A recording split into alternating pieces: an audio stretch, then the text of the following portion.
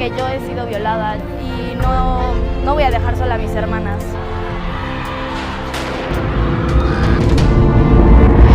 Revilla define el movimiento social como proceso de construcción social de la realidad. Es el proceso de construcción de una identidad colectiva, fuera del ámbito de la política institucional, por el cual se dota de sentido a la acción individual y colectiva. Son realizados por ciertos grupos para alcanzar determinados objetivos.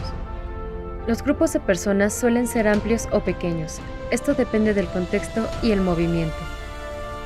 Son acciones colectivas ya que no tienen una estructura como los sindicatos, partidos políticos o el gobierno de un país.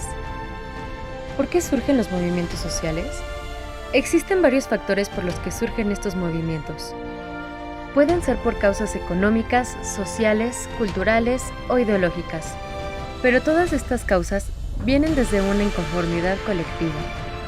¿En qué se inspiran los movimientos sociales? Los movimientos sociales aspiran a resolver un conflicto. Con esto lograr un avance a nivel nacional o global, según sea el caso del problema. Uno de los movimientos sociales que marcó la historia en México. El movimiento estudiantil de 1968. El movimiento estudiantil de 1968 es canon de otros movimientos organizados alrededor del mundo, producto de la época como fue el Mayo francés. Durante el año de 1968, bajo el gobierno de Gustavo Díaz Ordaz, un grupo de estudiantes de la UNAM se organizó para protestar en contra de la mala calidad de la educación, al que, meses después, más tarde se les unen estudiantes de otras universidades, tanto públicas como privadas y de otros estados. También se suman otros grupos, incluyendo maestros.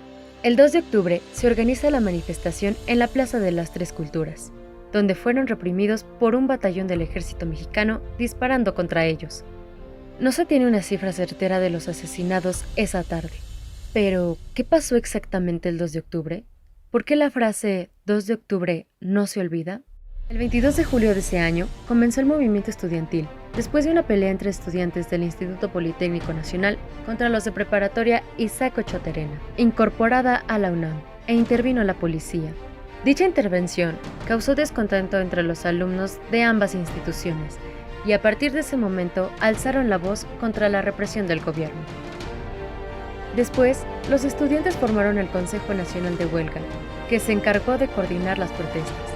El 4 de agosto, la Comisión Nacional de Derechos Humanos, CNDH, publicó su pliego petitorio, el cual condensaba los sueños de libertad de toda una generación, de acuerdo con la ONU. Uno de los puntos medulares para ponerle fin al conflicto estudiantil era establecer un diálogo entre el Consejo Nacional de Huelga y el gobierno, algo que jamás se concretó de forma satisfactoria a pesar de que el 22 de agosto Luis Echeverría Álvarez, entonces secretario de Gobernación, declaró: el gobierno de la República expresa su mejor disposición de recibir a los representantes de maestros y estudiantes de la UNAM, el Instituto Politécnico Nacional y de otros centros educativos vinculados al problema existente, para cambiar impresiones con ellos y conocer en forma directa las demandas que formulen y las sugerencias que hagan, a fin de resolver el conflicto que ha vivido nuestra capital en las últimas semanas y que han efectuado en realidad en mayor o menor grado a todos sus habitantes. Ante el silencio de las autoridades, el Consejo Nacional de Huelga decidió convocar a marchas multitudinarias de protesta. Días posteriores a esto, comenzaron las protestas de estudiantes en las que quemaban autobuses y varias escuelas se fueron a paro de actividades. De esta manera, fueron creciendo las movilizaciones contra la represión hasta que llegó el 13 de agosto, en donde terminaron hasta el Zócalo de la Ciudad de México. Se calcula que habían más de 150,000 personas que participaron en la manifestación. Comenzó la intimidación y detención de manifestantes. Al final del mitin, se realizó una votación donde se acordó realizar el diálogo con el gobierno el 1 de septiembre, durante el informe presidencial, y permanecer asentados en la plancha del Zócalo hasta que esas negociaciones se concretaran. Además, izaron una bandera rojinegra de huelga en la asta bandera de la Plaza de la Constitución. Estas dos acciones prendieron las alarmas de las autoridades y después de la medianoche, el ejército arribó a la plaza. Con un altavoz lanzaron esta advertencia: tienen ustedes 5 minutos para abandonar la Plaza de la Constitución. Se les dejó hacer su mitin y realizar su manifestación. han estado demasiado tiempo y no se puede permitir que la plaza, para usos comunes, sea dedicada a otros menesteres. Al vencerse este plazo, policías, soldados, granaderos y agentes de tránsito, acompañados por patrullas y tanques militares, ingresaron por distintos flancos. Los estudiantes salieron gritando consignas como «¡Libertad, México! ¡Libertad!». Hubo algunas persecuciones contra estudiantes en las calles aledañas. El 13 de septiembre, como respuesta al desalojo del Zócalo, el Consejo Nacional de Huelga convocó a una manifestación pacifista donde el silencio fue el protagonista. Contrastando con el pasado ruido de bayonetas que semanas pasadas los habían callado, esta ocasión se calculan 300,000 personas manifestándose. Se aludió al silencio del presidente Gustavo Díaz Ordaz, quien en su informe de gobierno no habló de las peticiones de los estudiantes e incluso los amenazó. Hemos sido tolerantes hasta excesos criticados, pero todo tiene un límite. Los jóvenes se concentraron en el Museo de Antropología e Historia y recorrieron Reforma con la boca tapada, cintas en forma de cruz en los labios. Después de 3 meses de intensas protestas, el 2 de octubre, miles de estudiantes se reunieron en la Plaza de las Tres Culturas, ubicada en la unidad habitacional Tlatelolco. La balacera comenzó a las 18:10 horas, momentos después de que un helicóptero que sobrevolaba la zona lanzara luces de bengala.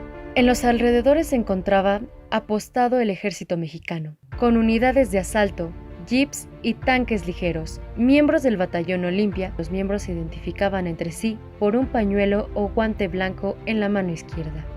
Se encontraban infiltrados en la manifestación. El batallón Olimpia disparó contra los asistentes al mitin provocando por el Consejo Nacional de Huelga.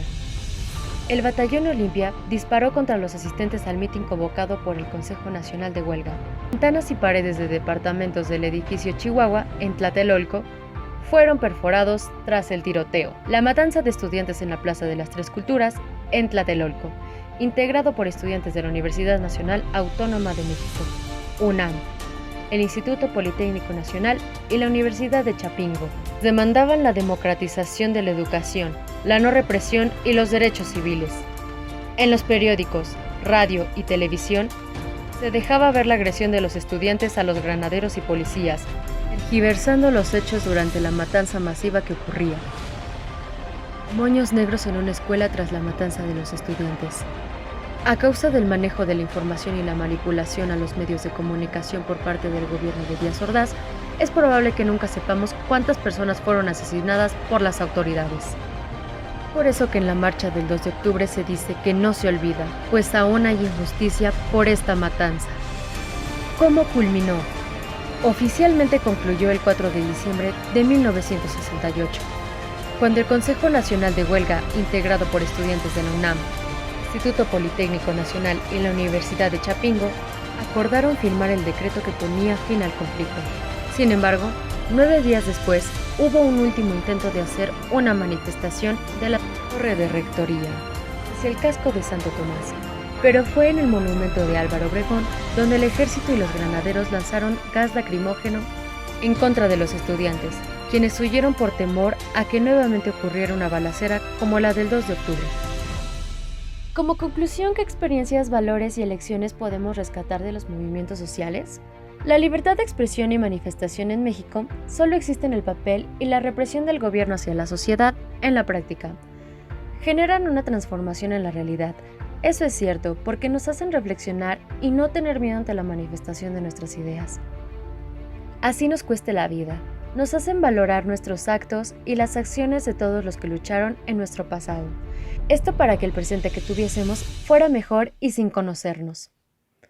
Sin embargo, la liberación es subjetiva, ya que el gobierno siempre ha buscado estrategias para la manipulación indirecta de masas. De lo contrario, ya no surgirían más movimientos sociales en su contra.